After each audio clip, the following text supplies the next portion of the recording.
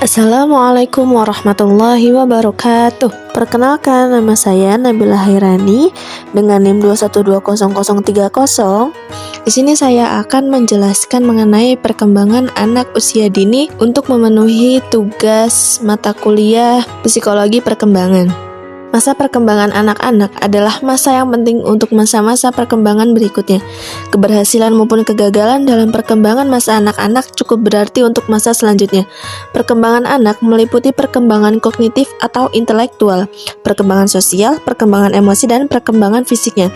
Secara tidak langsung, pertumbuhan dan perkembangan anak akan mempengaruhi cara pandang terhadap dirinya dan lingkungannya yang berdampak pada penyesuaian dirinya dan orang lain. Perkembangan berbagai aspek dari seorang individu anak tidak terjadi secara terpisah, tetapi berjalan secara holistik serta dipengaruhi oleh berbagai faktor internal dan eksternal. Faktor internal adalah berbagai aspek perkembangan yang dimiliki oleh anak. Sementara faktor eksternal adalah guru, keluarga, dan berbagai sumber belajar yang lainnya. Dari berbagai hasil penelitian di bidang tumbuh kembang anak, dapat diketahui bahwa usia dini merupakan peletak dasar bagi pertumbuhan dan perkembangan anak selanjutnya. Karena pada usia ini, pertumbuhan fisik dan perkembangan mental anak terjadi sangat pesat. Sekalipun Tuhan telah memberikan potensi bawaan pada anak, tetapi lingkungan memberikan sikap kepribadian dan pengembangan kemampuan pada anak. Berdasarkan keunikan dalam tingkat pertumbuhan dan perkembangannya, anak usia dini terbagi dalam 4 tahapan, yaitu yang pertama, masa bayi, yaitu masa bayi usia lahir hingga 12 bulan. Kemudian yang kedua, masa toddler atau balita, yaitu usia 1 hingga 3 tahun. Selanjutnya, masa prasekolah, yaitu usia 3 hingga 6 tahun. Yang terakhir, masa kelas awal SD, yaitu usia 6 hingga 8 tahun. Pembagian tahapan-tahapan usia tersebut dilakukan karena adanya kesamaan pada beberapa aspek perkembangan, baik fisik maupun psikologis.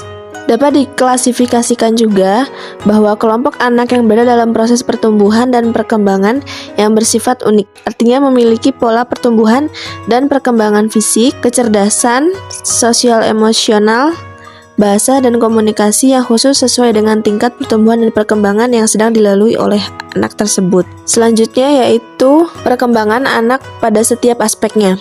Yang pertama yaitu perkembangan sosial anak. Tahap perkembangan psikososial menurut Erikson yaitu yang pertama trust versus mistrust, yaitu masa bayi pada usia 0 hingga 1 tahun, yaitu bayi menumbuhkan gizi dan perawatan serta kasih sayang, tanggung jawab orang tua, dan konsistensi pengasuhan dari orang tua.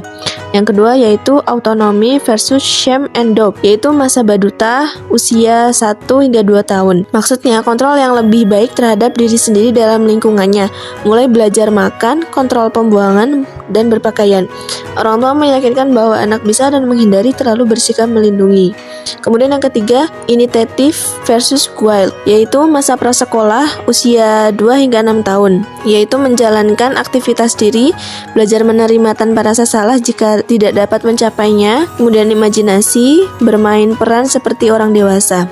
Belajar inisiatif bukan hanya meniru, terbentuknya nurani dan identitas sosial. Yang terakhir yaitu industry versus inferiority, yaitu masa sekolah pada usia 6 hingga 12 tahun. Maksudnya menemukan kesenangan dan produktif, bertetangga, menjalin hubungan dengan teman sebaya, kemudian belajar kepercayaan diri dengan meningkatkan keterampilan. Selanjutnya yaitu perkembangan emosi anak. Emosi dapat didefinisikan sebagai suatu suasana yang kompleks dan getaran jiwa yang menyertai atau muncul sebelum atau sesudah terjadinya perilaku. Bridges menjelaskan proses perkembangan dan diferensiasi emosional pada anak-anak sebagai berikut. Pertama yaitu pada saat dilahirkan. Setiap bayi dilengkapi kepekaan umum terhadap rangsangan-rangsangan tertentu, yaitu bunyi, cahaya, dan temperatur. Yang kedua, dalam periode 3 bulan pertama, ketidaksenangan dan kegembiraan mulai didefinisikan melalui penularan dari emosi orang tuanya. Ketiga, dalam masa 3-6 bulan pertama, ketidaksenangan itu berdiferensiasi ke dalam kemarahan, kebencian, dan ketakutan. Yang keempat, pada masa 9 hingga 12 bulan pertama, kegembiraan berdiferensiasi ke dalam kegairahan dan kasih sayang. Selanjutnya, pada usia 12 bulan pertama, Kecemburuan mulai didiferensiasikan dari ketidaksenangan tadi. Yang keenam, pada usia 2 tahun, kenikmatan dan keasyikan berdiferensiasi dari kesenangan. Terakhir yaitu mulai usia 5 tahun, ketidaksenangan berdiferensiasi di dalam rasa malu, cemas, dan kecewa. Sedangkan kesenangan berdiferensiasi ke dalam harapan dan kasih sayang. Selanjutnya yaitu perkembangan kecerdasan atau intelektual. Kecerdasan berhubungan dengan memori atau daya ingat, kreativitas, dan hasil tes IQ yang diperoleh seseorang atau merupakan kemampuan menjelaskan seseorang. Perkembangan domain kognitif yaitu pematangan proses-proses dan produk-produk pikiran manusia yang menuntun untuk mengetahui adalah suatu proses kompleks yang berdampak signifikan dan kontinu terhadap semua domain perkembangan lainnya. Pada saat yang sama, perkembangan dan kompetensi yang meningkat dalam domain lain mempengaruhi perkembangan kualitatif kapasitas kognitif. Karena perkembangan intelektual memiliki bentuk yang berputar, menjanjikan arah-arah baru pada pendidikan masa kanak-kanak awal yang mendukung integrasi beragam domain pembelajaran melalui pembelajaran pengalaman memiliki potensi besar. Selanjutnya yaitu perkembangan fisik. Bayi mengalami pertumbuhan dan perkembangan fisik yang sangat pesat pada 6 bulan pertama kehidupannya. Pola pertumbuhan bayi mengikuti hukum urutan pertumbuhan yang dimulai dari kepala ke organ tubuh lainnya, berangsur-angsur ke bawah, dan urutan pertumbuhan yang dimulai dari tengah tubuh lalu bergerak menuju kaki dan tangan. 95% dari semua bayi lahir panjangnya antara 18 hingga 22 inci dan beratnya antara 5,5 hingga 10 pon. Bayi juga terlahir dengan potensi otak dan sistem syaraf yang berisi hampir 1000 miliar sel. Namun, keterkaitan antara sel syaraf tersebut masih lemah. Memasuki tahun kedua, tingkat pertumbuhan bayi mulai lambat. Rata-rata anak pada masa ini mengalami pertumbuhan tinggi badan sebesar 2,5 inci dan bertambah berat 5 hingga 7 pon setahun. Pertumbuhan ini sangat dipengaruhi oleh etnis atau genetis dari faktor gizi.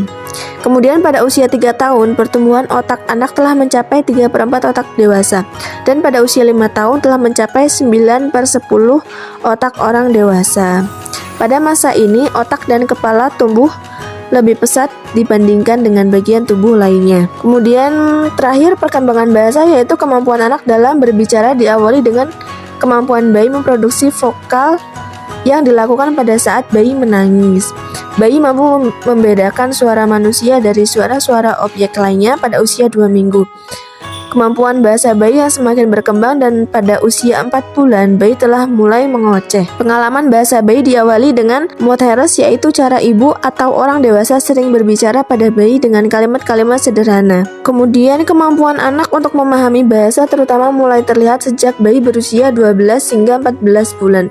Penggunaan bahasa oleh anak diawali dengan menyebutkan satu kata untuk mewakili seluruh ide anak dan berlanjut dengan penyebutan 2 kata. Pada awal kemampuan berbahasa, anak cenderung menggunakan kata negatif no.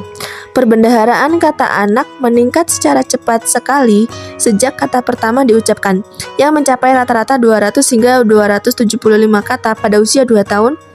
Dan pada usia 3 tahun, anak-anak meningkatkan kemampuan berbicara tentang sesuatu yang tidak hadir secara fisik.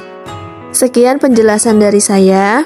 Hanya itu yang dapat bisa saya sampaikan. Terima kasih atas perhatiannya. Wassalamualaikum warahmatullahi wabarakatuh.